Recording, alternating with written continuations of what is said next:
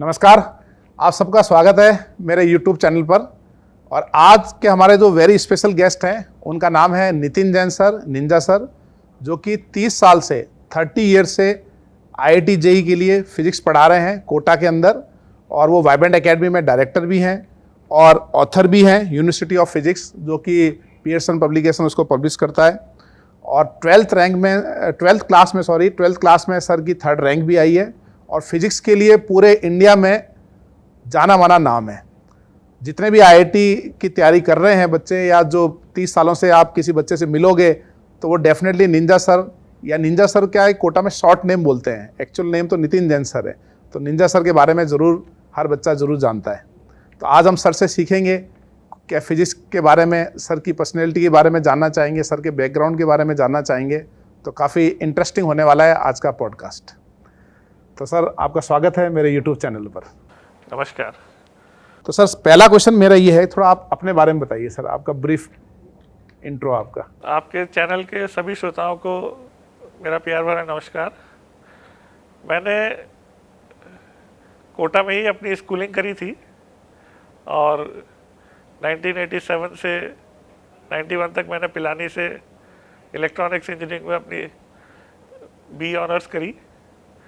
और उसके बाद फिर 1-2 साल कॉर्पोरेट जॉब करके फिर मैं कोटा अपने होम टाउन में आ गया, क्योंकि मुझे ये अच्छा लगता था कि भाई जहाँ से अपन पले बड़े हैं वहाँ रूट्स में अपन कुछ कंट्रीब्यूट करें।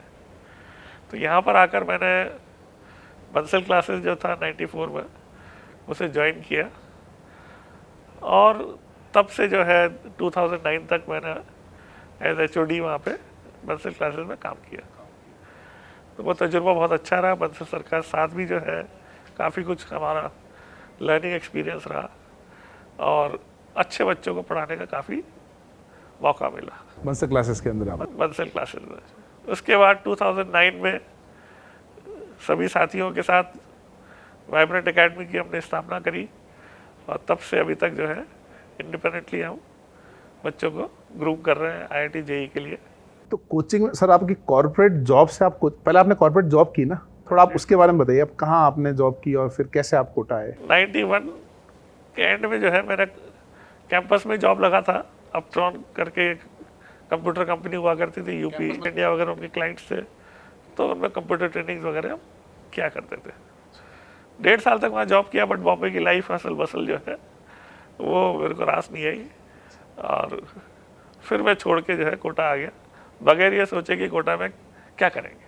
अच्छा, आपने मतलब पहले यहाँ कोई जॉब आपका फिक्स नहीं था और आपने वहाँ छोड़ के आ गए कि मेरे को तो कोटा में ही करना है, घर में करना है। तो ये जो है एक ऐसा सरप्राइजिंग था पेरेंट्स के लिए कि कोटा में क्या करेगा। मैंने कहा सोचेंगे कुछ तो यहाँ पर पहले अपट्रॉन की एक फ्रेंचाइजी हुआ करती थी जो आजकल के LN महेश्वरी रन किया करते थे, जो आजकल LN इंस्टीट्यूट रन करते हैं। तो 92 में उनके साथ, 93 में 1 साल उनके साथ काम किया मैंने। अच्छा। कंप्यूटर ट्रेनिंग्स में। अच्छा, LN में वो महेश्वरी बंधुओं के साथ जो महेश्वरी सर रहे, उनकी ये फ्रेंचाइजी थी। उन्होंने फ्रेंचाइजी ले रखी थी कंप्यूटर की, एजुकेशन की। तो उसमें एज अ पार्टनर उनके साथ मैंने कई कॉर्पोरेट ट्रेनिंग वगैरह करी और फिर बंसल सर के साथ फिर जुड़ गया। फिर आप बंसल सर के साथ जुड़ गए और फिर फिजिक्स पढ़ाने लग गए। तो वहाँ पे जो LN में आपने जो साथ में पार्टिसिपेट करके जो काम किया था उसमें आप वो कंप्यूटर पढ़ाते थे आप, और फिर यहाँ आके आप फिजिक्स पढ़ाने लगे IIT के। फिर फिजिक्स पढ़ाने लगा क्योंकि मेरा फेवरेट सब्जेक्ट हुआ करता था। अच्छा, फिजिक्स आपका फेवरेट सब्जेक्ट हुआ करता था। अच्छा, तो 12th में जब आपकी 3rd रैंक आई तो उसमें फिजिक्स में कितने मार्क्स थे? हालांकि मैथ्स में थे 149 मेरे 150 में से, बट फिजिक्स में भी 142 थे। तो 150 में से 142 फिजिक्स में। But it was my passion की फिजिक्स मेरे को अच्छा लगता था। तो सर आप फिजिक्स पढ़ाते कैसे हैं? ठीक है ना, जो बच्चे आपसे पढ़ चुके हैं वो तो समझते हैं आप कैसे पढ़ाते हैं, लेकिन बहुत सारे बच्चे जो इंडिया में जो आपसे नहीं पढ़े हैं वो जानना चाहते हैं कि नितिन जैन सर जो ऐसा क्या है कि वो कहते हैं कि आपसे पढ़ लिया मतलब डेफिनेटली JEE एडवांस तो हो गया। अब ये पढ़ाने का जो हमारा तजुर्बा भी जो है वो बंसल क्लासेस में पढ़ाते पढ़ाते हमने डेवलप किया कि वहाँ पर जो है एक बैच सिस्टम हुआ करता था जिसमें एक्स्ट्रा ऑर्डिनरी बच्चे जो है बिल्कुल अलग टॉप बैच में एक साथ पढ़ाते थे हम, A1 बैच। A1 बैच जिसे कहते थे। और उसको पढ़ाने का एक यूनिक एक्सपीरियंस था हमारा कि भाई बच्चों को, अच्छे बच्चों को जो है हम इस तरह से थ्योरी को उनको समझाया करते थे कि बच्चों को खुद को थोड़ा सोचने का मौका मिले, थोड़ा डेरिवेशन का पार्ट उनसे भी करवाते थे। तो स्पून फीडिंग जिसे कहते हैं कि आजकल के बच्चों को ज़्यादातर जैसे सब कुछ चीज़ें बता देते हैं, वैसे उनके उसके बजाय हम बच्चों को थोड़ा चैलेंजिंग सिचुएशंस प्रेजेंट किया करते थे। तो वो बच्चे काफ़ी जो है इस क्लासरूम एंगेजमेंट से बहुत अच्छे ग्रुप हो जाते थे। तो यही एक हमारा यूनिक जो बंसल क्लासेस का एक्सपीरियंस था, उसी को हमने अपने आप में डेवलप किया और अच्छे बच्चों के रिजल्ट फिर इसी तरह फिर हमने वाइब्रेंट एकेडमी में भी हम देते गए। नहीं, आप सर एक अभी आपने वर्ड बोला कि चैलेंजिंग एटमॉस्फेयर बनाते थे बच्चों के लिए, मतलब थोड़ा आप उसको एलोबरेट करो, कैसे मतलब? तो अब जैसे इसमें क्या होता है कि हम बजाय बच्चों को रेडीमेड रिजल्ट्स देने के उनको थियोरेटिकल अंडरस्टैंडिंग ज़्यादा अच्छी प्रोवाइड करते हैं और फिर नंबर ऑफ इलस्ट्रेशन जैसे मैथ्स में बहुत ज़्यादा लेते हैं, हम फिजिक्स में ज़्यादा नहीं लेते। होता यह है कि बच्चे ये एक्सपेक्ट करते हैं कि क्लास में उन्हें जिस तरह से बताया गया है उससे उनसे सारे सवाल होमवर्क में हो जाने चाहिए, बट हम इसको थोड़ा सा चैलेंजिंग करते हुए क्लास इलस्ट्रेशन लिमिटेड रखते हैं जानबूझकर, ताकि बच्चा जब होमवर्क करे तो थोड़ा सा स्ट्रगल करे उसमें, और बच्चा जब थोड़ा सा स्ट्रगल करता है वहाँ पर उसकी ग्रूमिंग बहुत अच्छी होती है। और इसमें खासकर जो थोड़े से ज़्यादा शार्प बच्चे होते हैं उनको सब्जेक्ट में इंटरेस्ट भी आ जाता है, क्योंकि शार्प बच्चों को यदि कुछ करने को नहीं मिलेगा तो वो बहुत जल्दी बोर हो जाता है। तो इसलिए जो है उनके लिए एक्सरसाइजेज जो है हम कई बार तो ऐसा करते थे कि थ्योरी में थोड़ा पोर्शन बच्चे को खुद को करने के लिए भी दे देते थे कि भाई ये चीज़ जो है तुम खुद एक्सप्लोर करो। तो ये जो चीज़ें होती है कि थ्योरी में इलस्ट्रेशन कम लेना, लिमिटेड लेना, और बच्चों को एक्सरसाइज में थोड़ा उनको चैलेंज फेस करने का मौका देना, ये एक ऐसी चीज़ होती है जो कि बच्चों में एक इंटरेस्ट भी क्रिएट करती है कई बार, जिनको चैलेंजेस अच्छे लगते हैं। और क्योंकि थ्योरी की अंडरस्टैंडिंग हम क्लास में बहुत अच्छी देते हैं, इसलिए कमज़ोर बच्चे भी कम से कम सब्जेक्ट को अंडरस्टैंड जरूर कर लेते हैं। चाहे वो अपने आप से प्रॉब्लम ज़्यादा नहीं कर पाते हैं, बट अंडरस्टैंडिंग उनके सब्जेक्ट में बढ़िया हो जाती है। तो मतलब आप कहना है कि मतलब बच्चों को फिजिक्स में ज़्यादा नंबर ऑफ प्रॉब्लम्स पे फोकस नहीं करना चाहिए, भाई टीचर कितने प्रॉब्लम करवा रहा है, अंडरस्टैंडिंग पे, सब्जेक्ट की अंडरस्टैंडिंग ज़्यादा इंपॉर्टेंट है। यही हमारी जो है ओवर द ईयर्स हमने ये फील करके और इसी प्रोसेस को अडॉप्ट करा है, फॉलो करा है, और इसी तरीके से हम पढ़ाते हैं। ठीक है। अच्छा, आपने सर बहुत सारे ऑल इंडिया रैंक 1 पढ़ाए, 4 तो मुझे ही पता है, AR2 भी 7-8 पढ़ा है, AR3 भी 7-8 हैं। वो एक लिस्ट जो अपन ने बनाई थी पूरी, तो उसमें मैंने देखा कि टॉप 10 में अगर आपके अब तक के काउंट करें तो 100 बच्चे तो आराम से होंगे। तो उनमें से कोई ऐसा बच्चा जो आपको लगता है यार मतलब उसको पढ़ा के बहुत मज़ा आता था, है ना, इतने मल्टीपल टॉपर्स में से ऐसा कौन सा टॉपर है जिसको फिजिक्स पढ़ाने में आपको बड़ा मज़ा आता था? नहीं, टॉपर्स जो है वो तो हरदम से ही जो है कुछ क्वालिटीज जो सब मैंने सारे टॉपर्स में देखी है कि वो चुपचाप रहते हैं, तो बोलते कम है ज़्यादातर टॉपर्स। और कई साल पहले एक टॉपर तो ऐसा था जो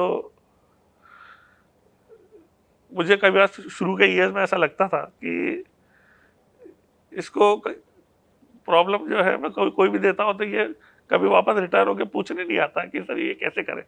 अच्छा, आपने जो भी क्वेश्चन दिया वो वापस पूछने नहीं आता था? वो पूछने नहीं आता था। तो एक बार बंदर सर ने भी उसको जो है टेस्ट की रैंक लिस्ट से बाहर कर दिया था कि भाई फर्स्ट जो मिलेगा वो इसको हटा के मिलेगा। अच्छा, फर्स्ट तो वो हमेशा ही आता था, तो फर्स्ट ये नहीं रहेगा। तो जो प्राइज देते थे वो फर्स्ट प्राइज वो उसका हटा के जो नेक्स्ट फर्स्ट आता था उसी को देते थे। AR1 को फर्स्ट को हटाया और सेकंड वाले को फर्स्ट किया। हालांकि उसकी AR1 नहीं आई थी, मगर फिर भी जो है AR1 मेरे हिसाब से ऐसा नहीं है कि ऑलवेज जो है मोस्ट ब्राइट होता है, इसमें लक फैक्टर भी होता है कि एग्जाम में आपने कैसा करा उस दिन। तो सभी जो है टॉपर्स बच्चों से हमने भी काफ़ी सीखा, और ये तजुर्बा तो यूनिक था हमारा। अच्छा, AR-1 सितिकंद के बारे में आपको कुछ याद है तो थोड़ा उसके बारे में बताइए। जैसे आप बोला शांत रहते हैं तो हाँ, सितिकंद भी जो है जब पढ़ा है, जब जो है एक्स्ट्रा ऑर्डिनरी था, उसके ओलंपियाड भी सारे सब्जेक्ट्स के उसके क्लियर थे। और बट टीचर्स जो है को ज़्यादा परेशान नहीं करते ऐसे एक्स्ट्रा ऑर्डिनरी बच्चे, काफ़ी जो है रिजर्व नेचर के होते हैं और टीचर से सीखने का एटीट्यूड रखते हैं। टीचर्स को जाके अपना इंटेलिजेंस कभी इस तरह से शो नहीं करते। तो ये जो एक बात होती है कि भाई मेरे पास अभी AR-1 का एक बच्चा कुछ दिन पहले आके मिल के गया। अच्छा, वो AR-1 अचिन बंसल आपसे जो मिलने आया था, और अचिन बंसल आके गया और वो आके मिल के चले गया। और मैंने फिर बाद में जो है मेरे को पता चला कि वो AR-1 था। वो उसने इंट्रोड्यूस करते समय ये नहीं बताया कि सर मैं AR-1 था। वन हुआ।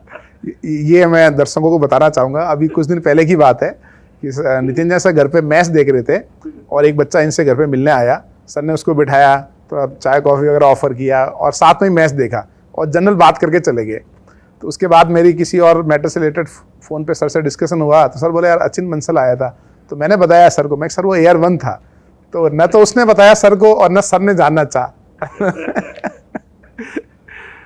अच्छा, सितिकंद के अलावा एक वो दो ब्रदर्स थे सर, AR-2 2 बार जो आए थे, मधुर एंड शुभम तुलसियानी। हाँ, काफ़ी एक्स्ट्रा ऑर्डिनरी बच्चे थे। उनका जो है मधुर तुलसियानी जो था, उसका तो IIT बॉम्बे में भी जो है प्रेसिडेंट्स गोल्ड मेडल मिला था उसे। तो मधुर तुलसियानी भी जो है एक्स्ट्रा ऑर्डिनरी। IIT बॉम्बे में था या IIT कानपुर में था वो? हाँ, जहाँ भी IIT में था उसको प्रेसिडेंट मेडल मिला था मधुर तुलसियानी को। और उन दोनों ब्रदर को सर है ना, मतलब वो मेरे होम टाउन के रहने वाले हैं, जोधपुर के रहने वाले हैं। उन दोनों ब्रदर को US में भी मतलब उनको इनाम प्राइज मिला था ओबामा में। मैंने उनका एक पोस्ट देखा था जिसमें मिला था। और उन्हें छोटा जो भाई था, मधुर तो बड़ा था, शुभम छोटा था। शुभम जो AR-2 आया था, तो उसने, आपको याद हो जब वाइब्रेंट एकेडमी खुला था तो वो आपसे मिलने आया था, तो मैं पास में बैठा था। तो उसने आपके बारे में एक बहुत अच्छी बात कही थी। उसने कहा था सर जो बच्चे आने वाले टाइम में फिजिक्स की तैयारी करेंगे ना, वो समझ नहीं पाएंगे कि मतलब एक्चुअल फिजिक्स क्या है। तो उसका बहुत अच्छा कमेंट था और बहुत ही हम्बल। और मतलब खैर जैसा आपने बताया कि टॉपर हम्बल होते हैं, उनमें से वो भी बहुत हम्बल बच्चा था एक। अच्छा, आपको सर क्लास में कई बार ऐसा लगता है कि बहुत कुछ डाउट, बिल्कुल ही फनी टाइप के डाउट बच्चे पूछते हैं, स्पेशली आजकल के ज़माने में, जैसा आपको लगता हो कि यार नहीं यार ये कुछ फनी डाउट है, एबनॉर्मल सी कोई बात? देखो, कई अच्छे बच्चे कई बढ़िया डाउट भी पूछ लेते हैं। मैं आपको एक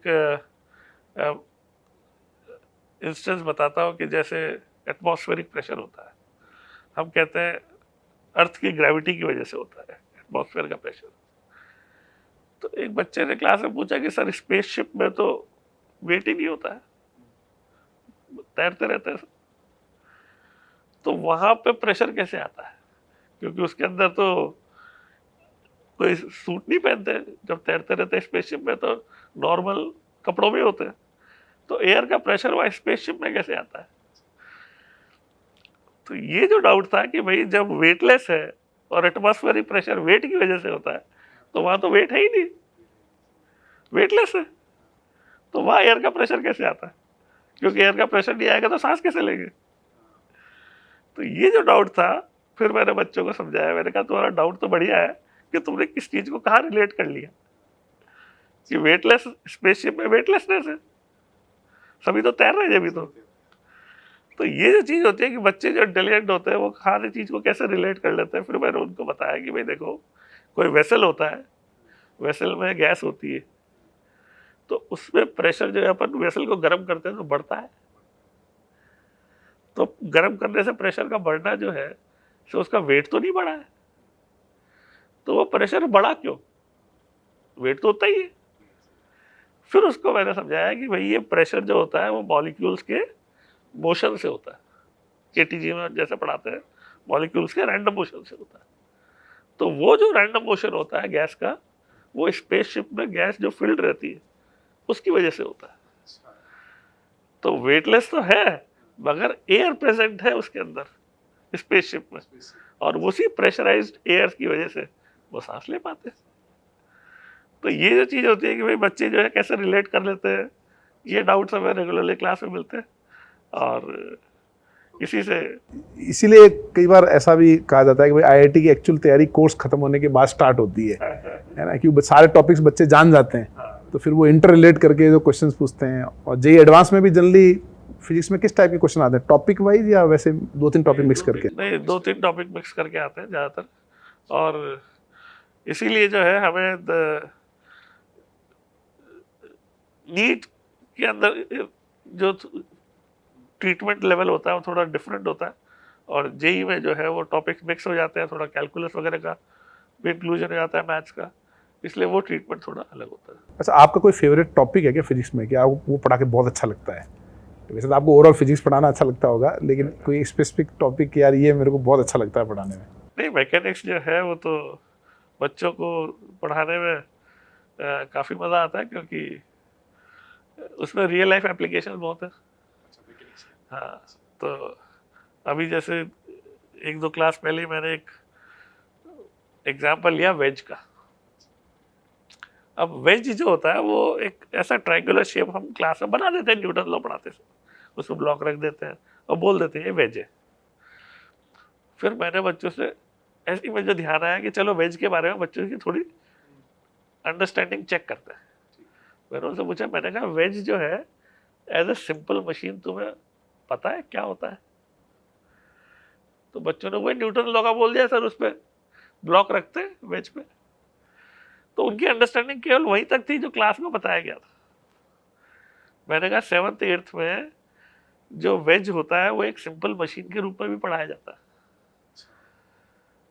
तो वेज जो है एक ऐसी जैसे कुल्हाड़ी होती है, कुल्हाड़ी भी एक वेज का एग्जाम्पल है। फिर मैंने उनको बताया कि ऐसी शार्प पॉइंटेड चीज जो होती है, नाइफ भी वेज का एग्जाम्पल है, कि ये एक ऐसी टूल है जिसमें फिजिक्स का प्रिंसिपल लगता है। फिर मैंने उनको बताया कि भाई कैसे अपन जो है कुल्हाड़ी से कोई चीज़ को, लकड़ी को फाड़ते हैं तो क्यों इतना आसान होता है, या नाइफ से जो है किसी चीज़ को काटना इतना आसान क्यों होता है? क्योंकि वो एंगल जो है इतना कम होता है कि यदि अपन उसमें फोर्स लगाएंगे तो वो फोर्स कम एंगल की वजह से कई टाइम्स मल्टीप्लाई होके उस सरफेस पे साइड में लगता है। तो ये जो चीज़ होती है, जो मैंने क्लास में बच्चों को बताई और उनको बोला कि भाई देखो ये कम फोर्स जो है वो ज़्यादा फोर्स में कन्वर्ट हो गया, यही मशीन का प्रिंसिपल होता है। तो बच्चे जो है उसको रिलेट कर पाए कि भाई कैसे जो है हम रियल लाइफ चीज़ों में फिजिक्स जो है ढूंढ सकते हैं, कैसे अप्लाई हो रही है नाइफ के अंदर, कुल्हाड़ी में, जो एक सिंपल जो है फोर्स कई टाइम्स मल्टीप्लाई होके जो है लगता है। अच्छा सर, फ्यूचर ऑफ एजुकेशन के बारे में क्या लगता है, specially future of education and future of coaching के बारे में भी आपको क्या लगता है? चीर देता है। अच्छा सर, फ्यूचर ऑफ एजुकेशन के बारे में क्या लगता है, specially future of education and future of coaching के बारे में भी आपको क्या लगता है? नहीं, जितना बदनाम जो है इसका बिजनेस एस्पेक्ट होने की वजह से कोचिंग को किया जाता है, मैंने अपनी पूरी लाइफ में जितना कमिटमेंट के साथ काम किया है और लोगों को फिजिक्स सिखाई है, मैं इसको बहुत अनफेयर मानता हूँ कि हमें जो बैड नेम कई बार लोग दे देते हैं कि भाई ये लोग जो है स्पून फीडिंग करते हैं और कोचिंग वाले, तो ये जो है बहुत अनफेयर है। जिन लोगों ने रियली हमसे फिजिक्स सीख के और अपना कैरियर आईआईटी का बिल्ड किया है, वो उन लोगों को जो है हमारे एम्बेसडर बनना चाहिए और इस खराब प्रोपेगेंडा को हमें नलिफाई करना चाहिए कि भाई कोचिंग ने एक तो जो स्कूल नहीं कर पाते थे अच्छे कंपटीशन को फेस करना, उसकी अपॉर्चुनिटी दी, और कोटा की कोचिंग ने खासकर ये साबित कर दिया कि छोटी छोटी जगहों के बच्चे भी आईआईटी में जा पाए। अपने ज़माने में आज से 20-25-30 साल पहले केवल ये इंग्लिश स्पीकिंग लोग ही हुआ करते थे जो आईआईटी में जाते थे। अच्छा, पहले सिर्फ इंग्लिश स्पीकिंग बच्चे ही आईआईटी में? क्योंकि बुक्स जो होती थी ये लोनी और ये हॉलिडे रेस्ने की, ये इंग्लिश में लिखी हुई होती थी। हिंदी में कोई लिटरेचर ही नहीं था। हम हिंदी स्कूल से पढ़े हुए थे, हमारे पास कोई इंग्लिश का लिटरेचर नहीं था। पढ़ने का मौका ही नहीं मिलता था कि भाई हम ऐसे लो नहीं कर सके या हॉलीडे रेस्ट नहीं कर सके। तो ये जो कोचिंग ने छोटे छोटे शहरों के अच्छे टैलेंटेड बच्चों को, गरीबों के बच्चों को भी जो एक IIT में पहुंचाने का जो एक मौका दिया है, ये मेरे ख्याल से एक बड़ा कंट्रीब्यूशन इसे मानना चाहिए समाज के अंदर, जो कोचिंग की वजह से हुआ। जहाँ तक ये फ्यूचर की बात है, ऑनलाइन का जो इफेक्ट है, मैं इसे एक बदलाव के रूप में देखता हूँ कि भाई इससे और बढ़िया नए तरीके डेवलप होंगे और कोचिंग पहले भी कंट्रीब्यूट कर रही थी, आगे भी कंट्रीब्यूट करती रहेगी। अच्छा, तो एक मेरा ये सवाल है सर, आज जैसे ऑनलाइन कोचिंग्स भी बच्चे करते हैं घरों में, ऑफलाइन भी बच्चे खूब कर रहे हैं, तो इनमें कोई आप डिफरेंस फील करते हो क्या, या किसी बच्चे को क्या करना चाहिए, उसको ऑनलाइन की तरफ जाना चाहिए या ऑफलाइन की तरफ जाना चाहिए? देखिए, ऑफलाइन जो है वो तो एक पुराना ट्रेडिशनल अपना मेथड है ही सही। कैसे ऑनलाइन को ऑफलाइन के साथ मिक्स करके बच्चे उसका बेस्ट ऑफ बोथ ले, ये अभी ट्रांजिशन फेज है। कंप्लीटली मैं नहीं मानता कि ऑनलाइन रूट से जो है बच्चा घर बैठ के पूरी तैयारी भी अच्छी तरह से कर पाएगा, क्योंकि घर के डिस्ट्रैक्शंस होते हैं बहुत ज़्यादा, और जितना समय और यहाँ पे हॉस्टल में रह के बच्चा पढ़ाई को दे पाता है, उतना घर पे संभव नहीं होता। सिंसियरिटी नहीं आती, मतलब कहने का समय भी नहीं मिलता, क्योंकि घर में जो है आने जाने वाले और ये सब जो है डिस्टर्बेंसेस होते हैं, और कोचिंग तक आना जाना भी जो है कई बार बड़े बड़े शहरों में तो दूर भी होता है, समय लग जाता है। तो कोटा जैसी जगह में ऑफलाइन कोचिंग पढ़ना का जो एडवांटेज बच्चों को है, वो तो मेरे ख्याल से आगे भी रहेगा कि भाई यहाँ पर एक्सपर्ट टीचर्स हैं और एक इंफ्रास्ट्रक्चर कोटा में बना हुआ है, तो उसका मुकाबला मैं नहीं समझता कि ये शॉर्ट टर्म में जो ऑनलाइन का क्रेज़ है उससे वो चीज़ भरपाई हो पाएगी। कोटा कोचिंग का मेरे ख्याल से ऑफलाइन का रिप्लेसमेंट तो नहीं हो सकता, मगर ऑनलाइन जो है धीरे धीरे करके टूल्स आ रहे हैं, वीडियोस आते हैं, तो कुछ अच्छी चैनल निकल के आएंगी और धीरे धीरे बच्चे जो है को वो भी एक सीखने का, लर्न करने का अपॉर्चुनिटी मिलनी चाहिए। ठीक है। चलिए सर, ये तो काफ़ी फिजिक्स की मतलब नॉलेज वाली बात हो गई। आप एक सिंपल मेरा सवाल है कि आजकल खुश कैसे रहा जाए, हाउ टू बी हैप्पी।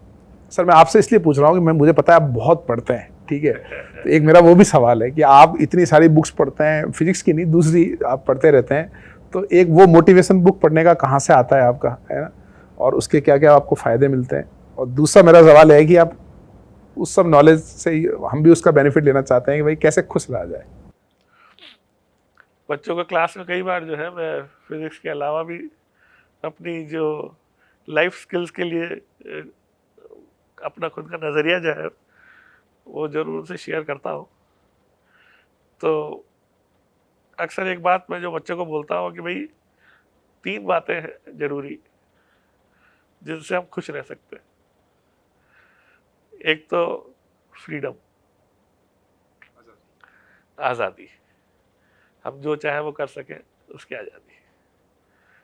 और दूसरा फ्रेंड्स मतलब केवल ऐसा नहीं है कि ह्यूमन फॉर्म में, फ्रेंड्स का दायरा थोड़ा बढ़ा लो, वो आपका बुक्स भी हो सकती है, वो पेट्स भी हो सकते हैं, वो ह्यूमन फॉर्म में हमारे दोस्त माँ बाप भी हो सकते हैं।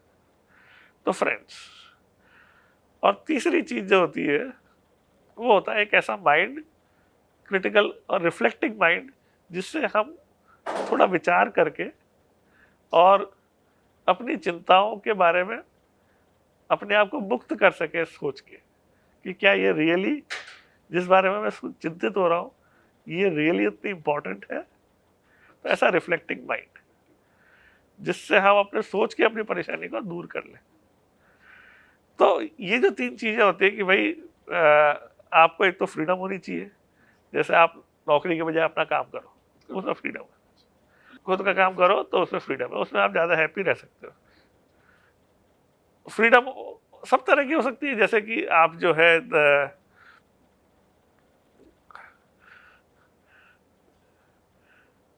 एक रूटीन जो है बेसिकली, जिसमें कि आप दूसरे को बात के बजाय जो है अपने मन की चीज कर रहे हो। जैसे कि स्टूडेंट्स के लिए फ्रीडम का मतलब मैं ये कहता हूँ कि आपको सब चीजें करनी चाहिए। ऐसा नहीं कि टीचर ने बोला है कि पढ़ाई करनी है तो केवल पढ़ाई करो, आपको जो अच्छा लगता है, आपको रनिंग करनी अच्छी लगती है तो रनिंग भी करो। तो फ्रीडम जो है यदि आप होगी, अपने मन चाहे चीज करने की आपके समय होगा, तो आप खुश रह पाओगे। तो आपको अपना फ्रेंड्स एंड रिलेटिव से बात भी करनी चाहिए, आपको थोड़ा घूमना फिरना भी चाहिए पार्क में, और पढ़ाई से बंधा हुआ महसूस मत करो। तो आप यदि फ्रीडम को एंजॉय करोगे तो आप खुश रहोगे। तो बच्चों को मैं देता हूँ कि तुम लोग पढ़ाई का बोझ मत लो कि भाई तुम्हें 24 घंटे पढ़ाई पढ़ाई पढ़ाई के बारे में सोचना है। फ्रीडम का मतलब ये है कि तुम्हें जो अच्छा लगता है सब कुछ करो, मगर इस वॉचफुल रहो कि भाई आपका जो एम टारगेट है उससे दूर मत हो। घर वालों से बात करो, फ्रेंड से बात करो, मगर एक रिलैक्स होने के लिए।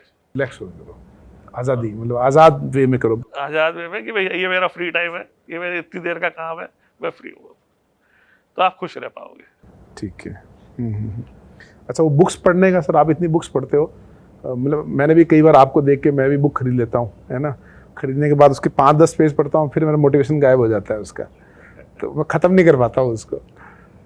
तो वो मोटिवेशन कैसे आता है आपको, इतनी बुक्स आज के ज़माने तक आप इतनी बुक्स पढ़ रहे हो आप? नहीं, ये क्या है कि कहीं ना कहीं ये तो एक पर्सनैलिटी का पार्ट भी होता है कि कई लोगों को सोशलाइज करना अच्छा लगता है, लोगों से मिलना जुलना बातचीत करना अच्छा लगता है। तो हर व्यक्ति में सारी चीज़ें नहीं हो सकती। तो यदि मैं बुक्स यदि पढ़ता हूँ तो मैं सोशलाइज कम करता हूँ, लोगों से मिलना जुलने में कम समय लगाता हूँ। तो ये तो एक पर्सनैलिटी का मेरे ख्याल से टाइप का डिफरेंस है। कुछ लोग जैसे हमारे अपना ग्रुप है, ग्रुप में कई लोग जो है, पंकज जोशी सर है, वो भी बुक्स पढ़ना पसंद करते हैं, मिलना जुलना टाइम कम रहता है उनके पास। तो उनका मिलने जुलने का टाइम उनके पास कम रहता है। ठीक है। अच्छा, आजकल सर आप जिम जाने लगे हो, ठीक है ना, तो उसका क्या मोटिवेशन है जिम जाने का?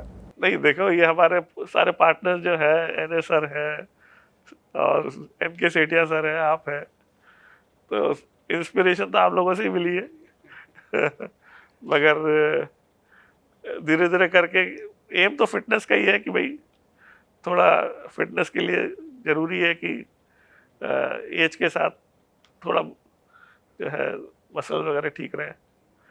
बाकी बहुत हेवी एक्सरसाइज नहीं करता हूँ मैं। हाँ, ऐसा मतलब मैराथन दौड़ने का प्लान नहीं है? अच्छा, वो आजकल आप स्टाइल भी आपने चेंज कर ली सर, मैं बालों के पीछे देखता हूँ पॉनी टेल आप लगाते हो, तो वो किसी होता है ना, बच्चे जनरली किसी एक्टर को देख के सीखते हैं, या वो ये जो बदलाव भी जो है मेरे को कभी मन में आता है कि क्यों ऐसा बच्चे पूछते हैं या फिर घर वाले लोग पूछते हैं ये ऐसा बाल क्यों बढ़ा ली। तो ये जो चीज है कि ये एक तरह का रिबेल है। रिबेल का मतलब ये होता है कि भाई सोसाइटी के एस्टैब्लिश्ड नॉर्म जो है उसको क्वेश्चन करो। तो हम फिजिक्स को जब पढ़ाते हैं तो उसको अपनी लाइफ में भी उतारने की कोशिश करते हैं कि भाई जो है एक डाउट और क्वेरी करने की जो नेचर होती है ना कि भाई क्यों,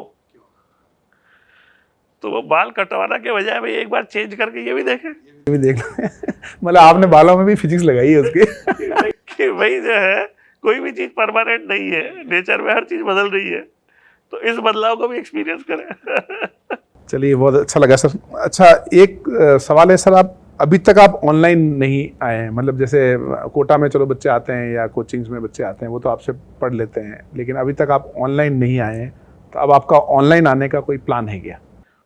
अभी जो है काफ़ी आपके सजेशंस आप देते रहते हो कि भाई बच्चों को आप अपनी विजडम कैसे शेयर करोगे, कोटा में जो है तो लिमिटेड हमारा ऑफलाइन में एक्सपोजर है। तो इतने सालों के एक्सपीरियंस के बाद ये लगने लगा है कि कुछ ना कुछ तरीका जो है ऐसा निकाला जाए कि हमारा जो अक्यूमुलेटेड सब्जेक्ट नॉलेज है वो एक लार्जर ऑडियंस तक हम पहुंचा सकें। तो मन में एक उस तरह की इच्छा तो है कि भाई एक ऐसा चैनल चालू किया जाए कि जिसमें हम फिजिक्स बड़े ऑडियंस तक जो है फिजिक्स में इंटरेस्ट क्रिएट करें और सही कॉन्सेप्ट बच्चों तक जाए। सही कॉन्सेप्ट हमारे जो हमने जो सीखा है, जिस तरह से हम सिखाते हैं उस तरीके को जो है एक दूर दूर तक जो है लोग इजीली एक्सेस कर सकें। तो मतलब मैं ये मान लूँ कि आप ऑनलाइन बच्चों को फिजिक्स सिखाएंगे? बस आप जो है का चैनल में मानता हूँ कि ये लॉन्च पैड बन गया है और जल्दी जो है आपके श्रोताओं से मैं रिक्वेस्ट करता हूँ कि आप मेरे चैनल को जो है देखें और यदि पसंद आए तो उसे लाइक करें। ठीक है, तो ये बहुत अच्छी एक गुड न्यूज़ है कि सर का चैनल आने वाला है और मैं आपको 100% यकीन दिलाता हूँ कि जो मैंने अपने जीवन में सर से बहुत कुछ सीखा है और मैं आज तक सीखता रहता हूँ। मैं इनको अपने बड़े भाई की तरह मानता हूँ और मैं कोई भी टाइप की एडवाइस हो मैं पहले सर से पूछता हूँ तो मेरी प्रॉब्लम सॉल्व हो जाती है। तो मैं सोचता हूँ कि यार सर अगर ऑनलाइन आएंगे और स्पेशली फिजिक्स जैसे सब्जेक्ट को बताएंगे तो लाखों बच्चों को बेनिफिट होने वाला है। लाखों जो सीरियस बच्चे जो वाकई में रियली फिजिक्स सीखना चाहते हैं। तो जैसे ही लॉन्च होगा सर, एक वादा है कि लॉन्चिंग हमारे यूट्यूब चैनल पे लाइव होगा आपका, ठीक है ना? तो अपने यूट्यूब चैनल पे अपन लाइव लॉन्चिंग करेंगे सर की और उससे अपन डेफिनेटली जो जेई के एस्पिरेंट, नीट के एस्पिरेंट या फिजिक्स के जो डिफरेंट बोर्ड में पढ़ रहे हैं या कई यूनिवर्सिटीज़ में पढ़ रहे हैं, अगर वो रियली फिजिक्स के बारे में जानना चाहेंगे तो सर के चैनल से 100% फ़ायदा होने वाला है। इस बात की मैं गारंटी लेता हूँ आपकी। चलिए सर, लास्ट में कुछ रैपिड फायर क्वेश्चंस होंगे जिसमें आपको 1 वर्ड में आंसर करना है या आप छोड़ भी सकते हो क्वेश्चन को, ठीक है? सर आपका फेवरेट ड्रिंक क्या है? फेवरेट ड्रिंक अभी तो हेल्थ कॉन्शियस हो रहा हो तो छाछ है फिलहाल। आप छाछ है फेवरेट ड्रिंक। अच्छा, आपका फेवरेट फूड? फूड मुझे साउथ इंडियन पसंद है। अच्छा, साउथ इंडियन फूड पसंद है। अच्छा, डोसा जो है, बाहर जाते हैं तो डोसा ही खाता हूँ। अच्छा, डोसा खाते हैं बाहर में। और आपका बेस्ट फ्रेंड? बेस्ट फ्रेंड जो मैंने आपको बताया कि भाई नॉन ह्यूमन फॉर्म में तो बुक्स है और ह्यूमन फॉर्म में वाइफ है, मेरे कंपेनियन। अच्छा, उन वाइफ है भाभी जी, ठीक है। अच्छा, आप बेस्ट मूवी आपकी, आप कोई जब हम देखी उनमें से बेस्ट आपकी मूवी कौन सी है? मूवी तो कम ही देखता हूँ, बाकी दृश्यम मुझे अच्छी लगी थी, अजय देवगन की। अच्छा, दृश्यम मूवी वो अजय देवगन वाली वो आपको अच्छी लगी? अच्छा, ठीक है। अच्छा, बेस्ट आपका सॉन्ग, गाना जो आपको बहुत अच्छा लगता हो? गाने मुझे सुनना पसंद है और एक मोटिवेशनल सॉन्ग विशेषकर मैं बच्चों को जो रिकमेंड करता हूँ सुनना चाहिए और जिन्होंने नहीं सुना है वो जरूर सुने। इतनी शक्ति हमें देना दाता, मन का विश्वास कमजोर होना, हम चले नेक रास्ते पे हमसे भूल कर भी कोई भूल होना। ये शायद सर अंकुश मूवी का गाना है, नाना पाटेकर की मूवी थी, वो अच्छी मूवी थी। Thank you. अच्छा, आपका फेवरेट फिजिसिस्ट कौन है? क्योंकि मैं फिजिक्स को बड़ा पैशन से बच्चों को समझाता हूँ तो एक ही बड़ा फिजिसिस्ट ऐसा हुआ है जिसने इस तरह से फिजिक्स को समझाया है और वो साइंटिस्ट था फेनमैन। बड़े साइंटिस्ट में ऐसा और कोई साइंटिस्ट नहीं था जिसने लेमैन टर्म्स में फिजिक्स लोगों को समझाई हो, क्योंकि सब फिजिक्स में साइंटिस्ट लोग जो थे वो बड़ी रिसर्च वगैरह करते थे, बट ये एक फेनमैन ऐसा था जिसने 11वीं 12वीं के जो कॉलेज में फर्स्ट ईयर के बच्चे था उनका कोर्स भी लिया था। तो फेनमैन जो था वो पोस्ट डॉक्टरेट भी पढ़ाता था और उसने 1 साल बर्कले के अंदर कैलटेक में फर्स्ट ईयर ग्रेजुएट बच्चों के लिए कोर्स लिया था। अच्छा, एक ही साल पढ़ाया था? 1 साल पढ़ाया था। अच्छा। और वो उसके लेक्चर सारे रिकॉर्ड हुए थे। ओके, वो फेनमैन के लेक्चर्स जो और जो फेनमैन लेक्चर्स इन फिजिक्स जो है वो बाद में पब्लिश हुए, और वो अभी भी कोई यदि पढ़े तो बिल्कुल लेमन लैंग्वेज में, जो क्यूरियस माइंड को जैसे फिजिक्स सीखनी चाहिए कि जो जो कुछ वो सोचता है वो सब के जवाब जो है उस किताब में मिल जाता है। अच्छा, मतलब बच्चों के लिए भी अच्छा बेस्ट रिसोर्स है फेनमैन लेक्चर। वो थोड़ा डिफिकल्ट है उस टेक्स्ट को पढ़ना, बट उनके लेक्चर जो है वीडियो फॉर्म में भी अवेलेबल है। अच्छा, वीडियो भी अवेलेबल है उनके। हाँ, तो एक अनसर्टेनिटी ऑफ नॉलेज पे जो है फेनमैन का एक 3 मिनट का क्लिप है, तो मैं बच्चों को अक्सर वो रिकमेंड करता हूँ कि भाई वो आप उस 3-4 मिनट के वीडियो को आप सुनोगे तो आपको ये पता चलेगा कि हम जो फिजिक्स में पढ़ रहे हैं, कर रहे हैं, उसका पर्पस क्या है, और वो चीज़ जानने से जो है काफ़ी जो है हमारा पर्सपेक्टिव सही हो जाता है। उस वीडियो में उन्होंने ये कहा, फेनमैन ने, कि भाई हमारा पर्पस जो है फिजिक्स करने का ये नहीं है कि हम दुनिया के बारे में सब कुछ जान जाएं। हमारा पर्पस केवल और जानना है, टू नो मोर। अब अक्सर ऐसा होता है, इस जो साइंटिफिक मेथड से हमारी जो एक्सपेरिमेंट्स करके जानने की जो प्रक्रिया होती है उसमें हमें सब चीज़ों के जवाब नहीं मिलते।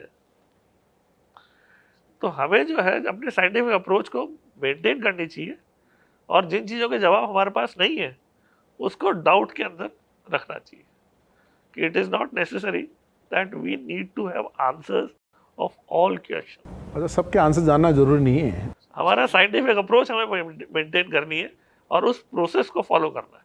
यदि उस प्रोसेस से आपके पास कुछ चीज़ों के जवाब नहीं है तो उसको डाउट में छोड़ दो।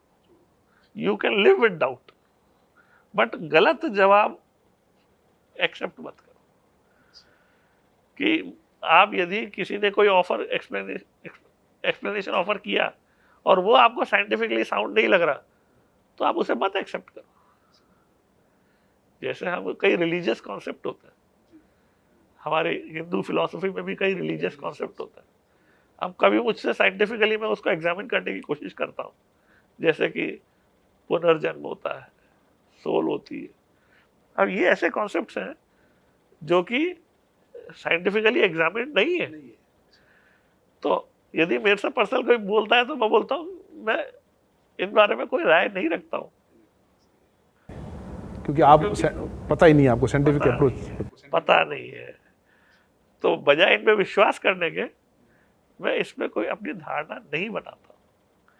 That is scientific approach, that if we don't have answers to any question you remain doubtful instead of accepting answer which could be wrong. तो रिलीजियस टेक्स्ट में तो लिखा है कि ये होता है, बट उसकी साइंटिफिक वो नहीं है, वैलिडिटी कुछ नहीं है, एक्सपेरिमेंट से वो प्रूव नहीं हुआ है।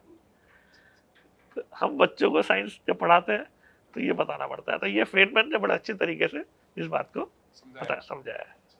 अच्छा, आपकी कोई favourite book other than physics? एक एम स्कॉट पेक की है, रोड लेस ट्रेवल्ड। अच्छा, रोड लेस ट्रेवल्ड। तो वो जो है जिंदगी जीने के लिए कैसे अपने को अपना नजरिया रखना चाहिए उसके ऊपर है। तो मैं रिकमेंड करूंगा कि बच्चे वो पढ़ें,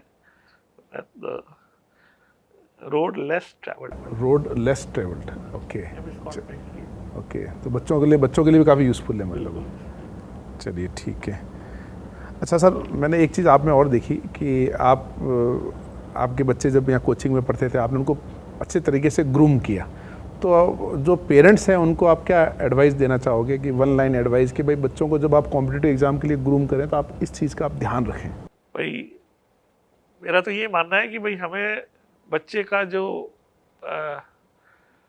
जिस चीज़ में भी इंटरेस्ट है उस पर तो ध्यान जरूर देना ही चाहिए कि भाई वो चीज़ तो वो परस्यू कर ही सके। अब वो स्पोर्ट्स भी हो सकती है, वो एक आर्टिस्टिक फॉर्म भी हो सकती है, मगर इसके अलावा जो पेरेंट्स का एक होता है कि भाई जब उनका कैरियर बिल्ड करने का, कैरियर बनाने का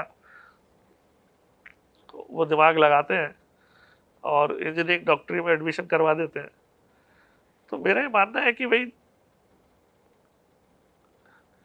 यदि आप बच्चे को इतनी फ्रीडम दो कि भाई जितनी उसकी कैपेबिलिटी है उस कैपेबिलिटी के हिसाब से वो सिंसियरली पढ़ सके बगैर उसको प्रेशराइज किए।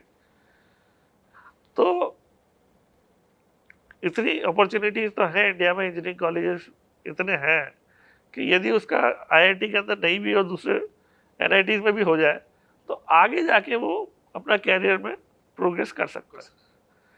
तो हमें बच्चों को इतनी फ्रीडम और इतनी मौका देना चाहिए कि बच्चा आईआईटी के लिए यदि मार्क्स नहीं ला पा रहा है उतने, तो भी जो है बच्चे को प्रेशराइज नहीं करें।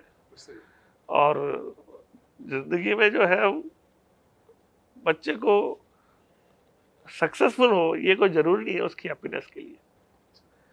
हम सोचते हैं कि अच्छा, हैप्पीनेस के लिए सक्सेसफुल जरूरी नहीं है, ये बहुत इंपॉर्टेंट लाइन है। कि हैप्पीनेस के लिए सक्सेसफुल होना जरूरी नहीं है, ये पेरेंट्स को समझना चाहिए कि हैप्पीनेस जो है वो हरदम बच्चों के लिए ज़िंदगी भर रहे और वो दाल रोटी खा के भी हैप्पी रह सकता है। खुश बच्चा खुश रहना चाहिए। तो पेरेंट्स को बच्चों को समझाना चाहिए कि हमारी ज़रूरतें जो है को हम सीमित रखें और अपना जो बेस्ट है वो सोसाइटी को देने के लिए हरदम सोचें कि भाई हमारी जो भी स्किल सेट है हम डेवलप करें इस तरह से कि हम सोसाइटी में कंट्रीब्यूट कर सकें और उस कंट्रीब्यूशन से हमें जो मिल रहा है उससे हम खुश रहें, बजाय ये सोचने के कि हम गूगल में जॉब करेंगे 1 करोड़ की सैलरी मिलेगी। ये सब चीज़ें जो है पेरेंट्स को समझना चाहिए कि ये कोई एम नहीं है, ये तो केवल एक लोगों से नज़र में आप सक्सेसफुल होने के लिए एक दौड़ में अपने आप को शामिल कर लेते हो, बट सब कोई उसमें विनर नहीं हो सकता है। तो इसलिए जो है ये जो एक इनएविटेबल चीज़ होती है कि आप दौड़ में दौड़ रहे हो, एक फर्स्ट तो एक ही आएगा, तो बाकी सब लोगों के पास दौड़ने के लिए कोई रीज़न चाहिए।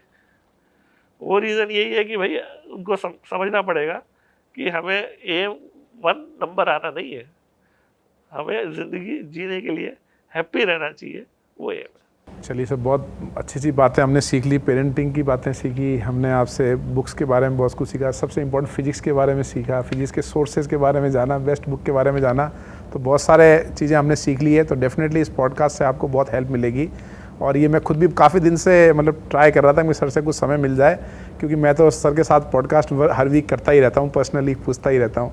तो आज दर्शकों को भी बहुत फ़ायदा होगा और हम सर के यूट्यूब चैनल का भी वेट करेंगे, जैसे ही आएगा मैं आपको कम्युनिटी पोस्ट के द्वारा बता दूंगा। और नितिन जैन सर या निंजा सर का बहुत बहुत धन्यवाद इस पॉडकास्ट में आने के लिए, समय देने के लिए, तो मैं उनको दिल से धन्यवाद देता हूँ। Thank you sir, thank you very much. Thank you.